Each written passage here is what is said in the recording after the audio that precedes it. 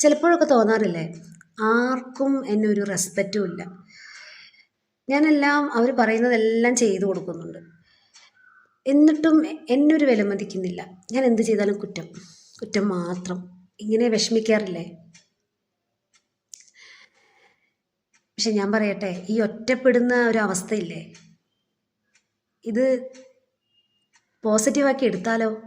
അതായത് ഒറ്റപ്പെടുന്ന സമയത്ത് നിങ്ങൾ ചിന്തിക്കേണ്ട ഒരേ ഒരു കാര്യമുള്ളൂ, ദൈവം നിങ്ങൾക്കായി വലിയ കാര്യങ്ങൾ ഒരുക്കി വെച്ചിട്ടാണ് നിങ്ങൾ ഈ ഒറ്റപ്പെടുത്തുന്നത്. മറ്റുള്ളവരിൽ നിന്ന് വ്യത്യസ്തമായി നമ്മൾക്ക് വേദനയും പ്രയാസങ്ങളും കഷ്ടതകളും ഉണ്ടെങ്കിൽ അതിലൂടെയൊക്കെ കടന്നു പോകുമ്പോൾ നമുക്ക് ഉണ്ടാകുന്ന തിരിച്ചറിവുണ്ടല്ലോ, ആളുകളെക്കുറിച്ചുള്ള തിരിച്ചറിവ്, നമ്മളെക്കുറിച്ചുള്ള തിരിച്ചറിവ്, നമ്മൾ എവിടെ എത്തണം എന്നുള്ള തിരിച്ചറിവ്, ആ തിരിച്ചറിവ് അതൊരു ടേണിംഗ് പോയിൻ്റ് ആയിട്ട് എടുക്കണം, അതിൽ പിടിച്ച് കയറാൻ നോക്കണം. 2026 ജനുവരി തുടങ്ങി അല്ലേ, ഡിസംബർ 31 മുൻപായി ലൈഫിൽ വലിയൊരു ഇമ്പാക്റ്റ്, അതായത് നിങ്ങളുടെ മനസ്സിൻ്റെ പവർ ഉപയോഗിച്ച് വലിയൊരു ഇമ്പാക്റ്റ് തന്നെ നിങ്ങൾ സൃഷ്ടിക്കണം.